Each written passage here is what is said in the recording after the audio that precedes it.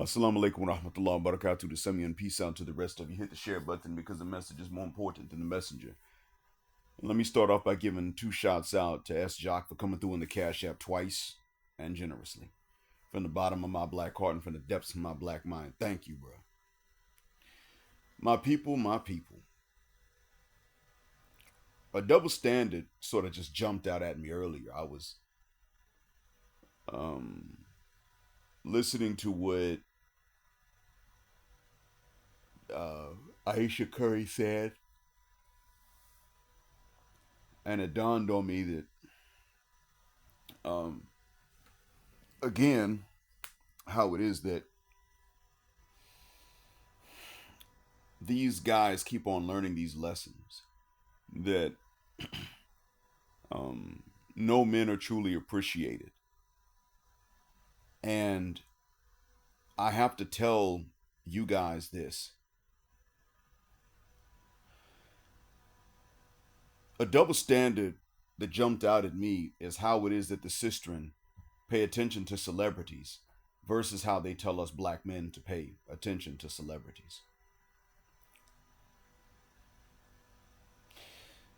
Celebrities learn life lessons publicly in front of the rest of the world. Lessons that you and I learn in private and don't have to tell everybody. They have to learn in front of everyone with all eyes on them.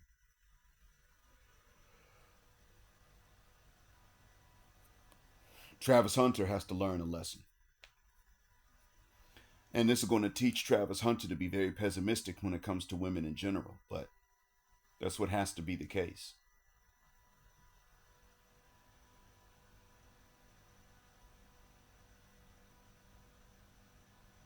It's going to teach him that if women are nice to look at and they pay him attention, they're trying to use him.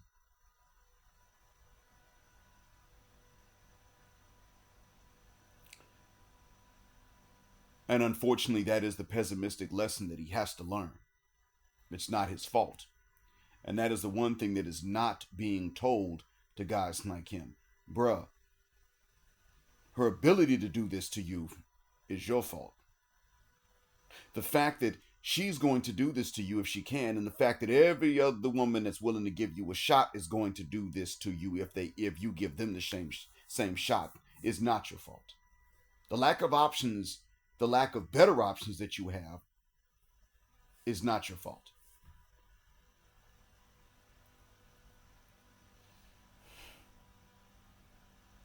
That's why it's important that we tell men, especially black men, what is not their fault. And this double standard that we're being told is pretty much if you black men look to celebrities and their lives and the lessons they learn publicly as examples of lessons, and you learn from their lessons and you teach each other their lessons, then we're going to distract you and say, but Breonna Taylor. Now, why do I say that? Because when Will Smith, a year after Aisha Curry disrespected Steph Curry, um, Will Smith was disrespected by his wife. She lied, then she admitted.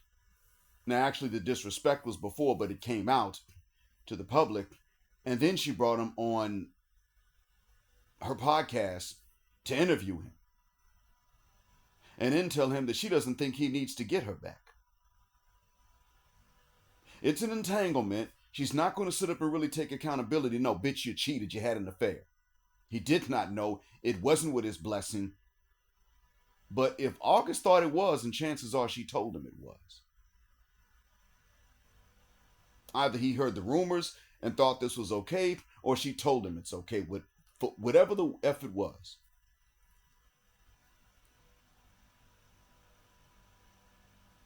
Whatever the case was,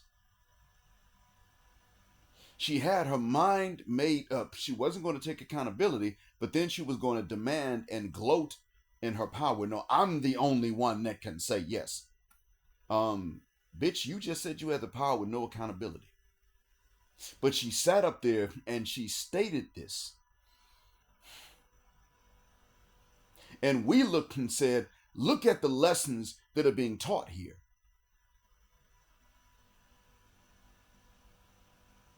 And Sistren got on Facebook and said, one of the worst things about this whole Jada Pinkett Will Smith thing is that Breonna Taylor's still dead. Can you imagine that some sisters were sitting up here pretty much telling black men, don't pay attention to that, pay attention to this. You not doing your job. We didn't kill Breonna Taylor. We didn't shoot her. They went looking for a man they already had in their own custody and shot through a wall and got to her. The only shot that was prosecuted was the bullet that never hit anybody. Imagine that. What does that tell you? Now I'm saying to you guys,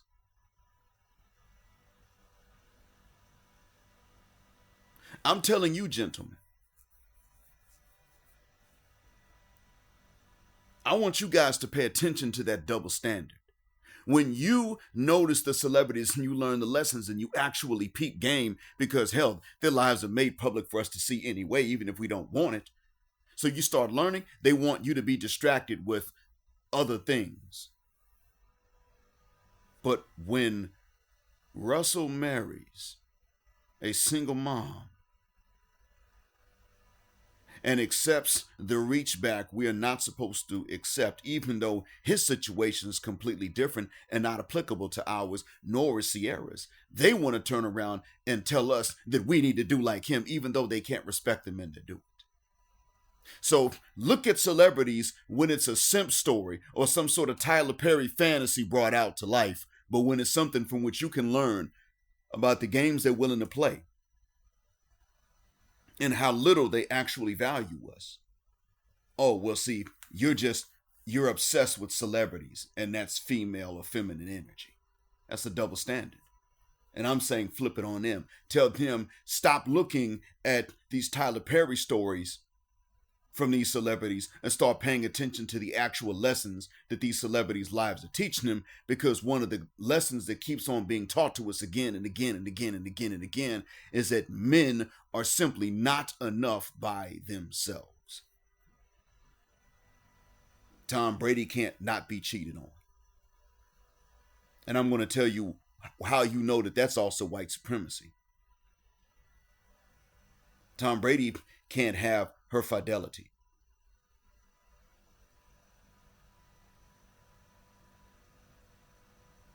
Tom Brady, y'all. So when these sisters say, well, when we do cheat on you brothers, it's because y'all dusty. But he wasn't a brother and he wasn't dusty with nothing about that. No, she just couldn't be faithful. His money, his status, while she's getting the dingling from a personal trainer. Are you effing kidding me?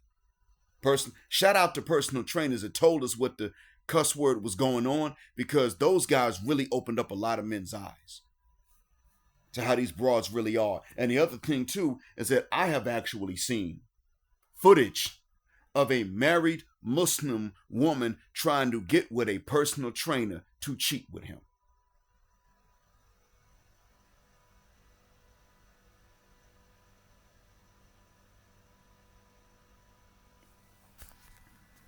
And she wasn't a white Muslim convert or a black Muslim convert. She was from the subcontinent. Her people were, at least. I think she might have been born and raised in the States. I don't remember. But she was willing to cheat with a black personal trainer that wasn't Muslim and wasn't a husband. It was a setup. She was trying to get dug out by another man.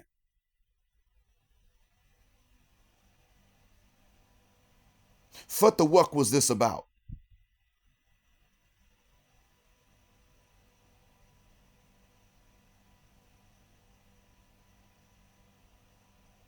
So now her husband was one of those guys that wore glasses and from the same ethnicity and had a good job. And I don't remember what it was, but it was something that took a lot of brains and a lot of studying when he was younger. And she was going to throw all that away for some muscle. And what I want you guys to understand is that, in a nutshell, what this tells you is that that husband cannot be blamed for the fact that his wife was willing to cheat on him, because frankly, it doesn't matter what the wuck you do, they cheat on you. Tom Brady is already in good enough physical shape to be a millionaire, but she wants to throw that away for the personal trainer. Jada Pinkett Shakur got Will Smith, but she wants to throw that away for her children's friend and peer.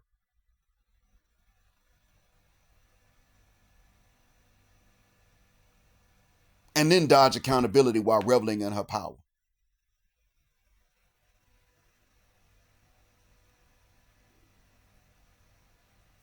Will Smith can't keep a woman faithful. And then not only that, but he's still supposed to be her nigga tack dog when someone cracks a joke that makes people laugh, even though it's damn true.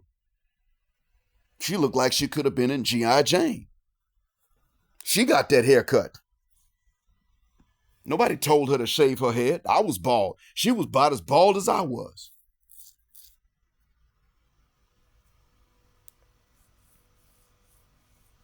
She didn't like the joke, so Will laughed. She looked at him like something's wrong, so then he has to go get up and slap Chris. And I don't think Chris ever should forgive that.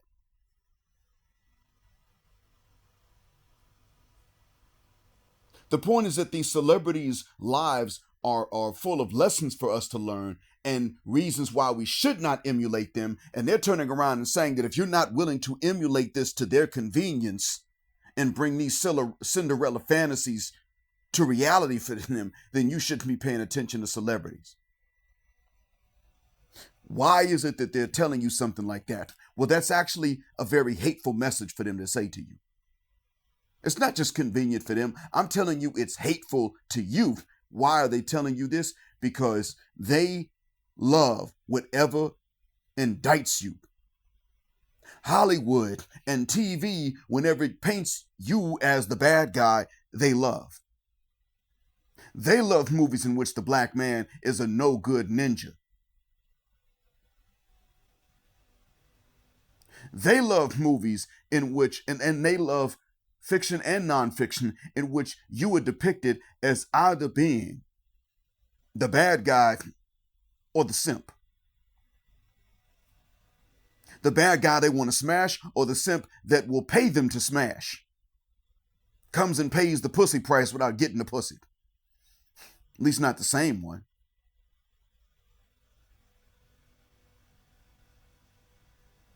That's if you're not willing to be even one of those, the buck they want to uck, or because there's no way I can make that a spoonerism, obviously.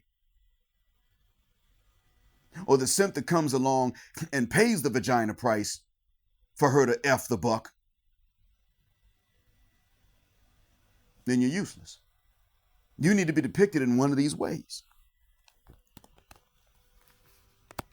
It is exactly like the system that sought to blame and prosecute Kyron Lacey. Sisters hate whatever it is that is going to exonerate you. And the actual lessons of these celebrities will exonerate you. And sisters love whatever it is that's going to indict you. They are exactly like the state trooper and the grand jury and the DA of Lafourche Parish, Louisiana, that sought to railroad Kyron Lacey into prison. That's exactly how the system are. They're just like that criminal justice system. The difference between Kyron Lacey and Brian Banks is that they went after Kyron Lacey on their own. Brian Banks had to be falsely accused by a sister in order for them to go after him. That's the difference between them. But the point is that that is exactly how they are. Sometimes when there is someone or something that will exonerate you, that will prove that you didn't do it, that you're okay, that you're innocent. When that happens, foot the wuck is next. You don't need me to tell you. That is why I tell you that double standard they have is hateful. It is hateful. It is wicked, nasty, filthy, stank, funky. It is the meanest. And that's why I tell you about this. It's downright demonic, really, when you look at the intentions behind it, because this is a bunch of adults who are sitting up and saying that they will take no more accountability than a child would take. And you better not try to apply it to them. So when the story fits their narrative, Russell Wilson and Sierra, even though that's not really what it's like, it's a lot of business decisions involved in that, then you're supposed to follow that example. Oh yeah, look at Hollywood, then learn something then, because that's what they want. And then as soon as there is a lesson in there that is going to, if you learn it, make you more immune to their foolishness, their effery, their deception, their war against you, then all of a sudden, it's wrong for you to even look at the lives of celebrities. It ain't got nothing to do with you. And you ain't built nothing. What you worried about Will Smith and Jada Pinkett for? You ain't built nothing. Breonna Taylor's still dead.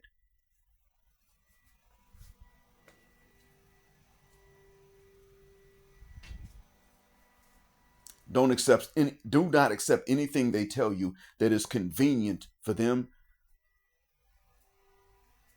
And I say that because they will go against whatever it is that is convenient for you, even if it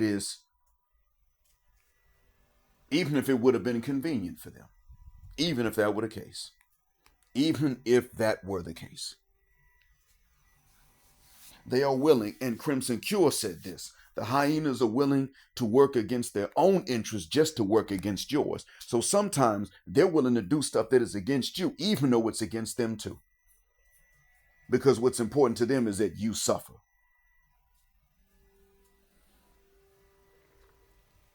Because they hate you.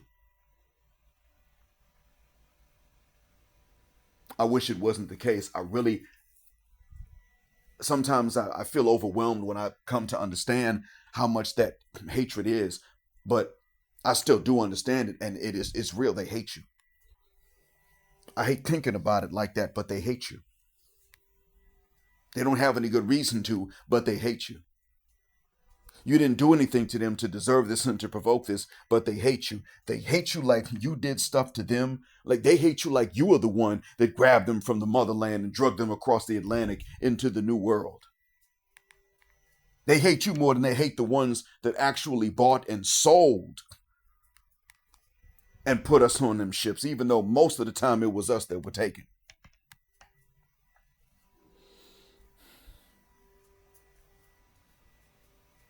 I used to think that a lot of sisters, especially the ones that thought they were attractive or were kind of attractive, I used to think that sisters hated me because they blamed me for the trade that resulted in us being snatched from home and taken to the Americas. I used to think that was the reason why they were sometimes unfair to me. I'm talking about when they didn't know me, or why they were extra angry with me or things like that. I used to think that. You know what I found out? I later found out it was because of you, the Black Manosphere, and I want to thank y'all for this. It was through you, the Black Manosphere, I began to realize that no, actually the reason why those who did hated me, wasn't because they blamed me for the trade per se. Well, it is, but they didn't blame me for the trade because they identified me with white folks. They blamed me for the trade because they identified me with black folks and were like, why the hell would you do that when you could have denied being one of us? We could have still sat up and bragged about bagging someone like you, because if you were just pretending to be a non-black man, something else, we could have taken your validation as more. But if you were willing to admit proudly that you were one of us, then you choose one of us. That don't mean nothing. Because you still would not have chosen us if you were not one of us. And that's what pisses us off. Took me a while to come to understand that. But you see, like many of you, I had to understand that the failures with them, not every failure was even an attempt, but the failures, the negative response from them was not my fault. I had to come to understand this through you in the Black Manosphere. I thank you for that. Not the white manosphere, not the sistren themselves, not the regular game crowd of brothers. No, not even just black men that were red pill aware, but no, the Black Manosphere is the reason why I came to understand it wasn't my fault. It wasn't something I did. I mean, maybe 6th and 7th grade when everybody's goofy, but past that, hell knucking forward wasn't my fault. And it wasn't yours either. And that's the reason why these sisters have this double standard they have when it comes to Hollywood. Because Hollywood's actors' personal lives, private lives in real life, unless this is all an act two, will tell you that it is not your fault. And that's one of the main things I've said to you before. They never want you to figure it out. One of the major secrets, one of the worst secrets for black men anywhere in any country to understand is that their lack of success with sisters is not our fault. That is a major secret. They will change to become whoever the hell they got to be difficult for us. And we're sitting up here thinking, well, you know, I need to be one of those guys that doesn't have to go through all that. I just need to become one of those dudes that ain't got to go through all that.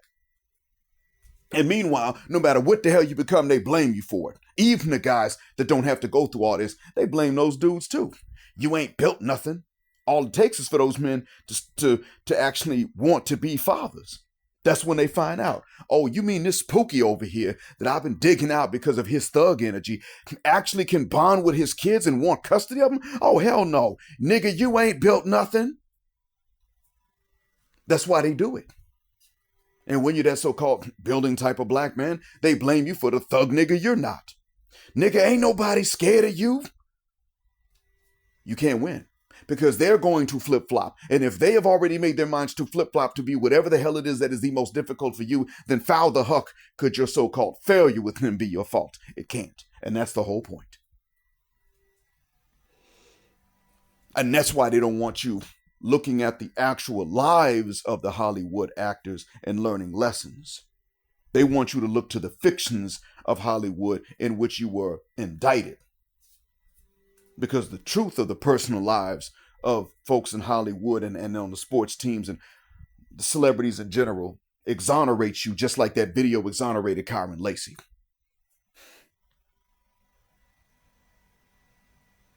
That's one of the reasons why it is that I side with brothers who say that sisters, because they're, remember, I only call them that because they're sisters to each other, but that they are the wing of white supremacy.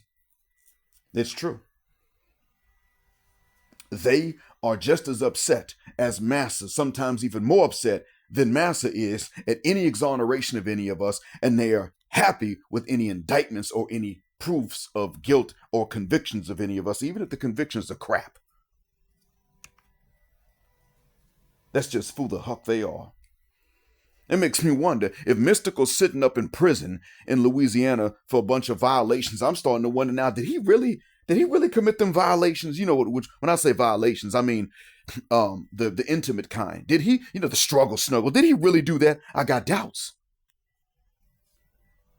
I should probably look into the case more, but I got doubts, man. I got doubts.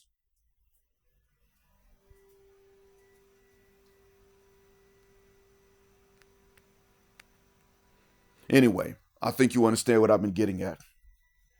And I appreciate you being patient with me again on this long-ass jet black air flight. As always, thank you for listening. And black heterosexual non-select male power because they don't like it, and black patriarchy until extinction or judgment day. And thank you for flying with us again here on Jet Black Air, where the phrase jet black is also a verb. Keep jetting black with us until the wings and the wheels fall off. Gender, justice, forever.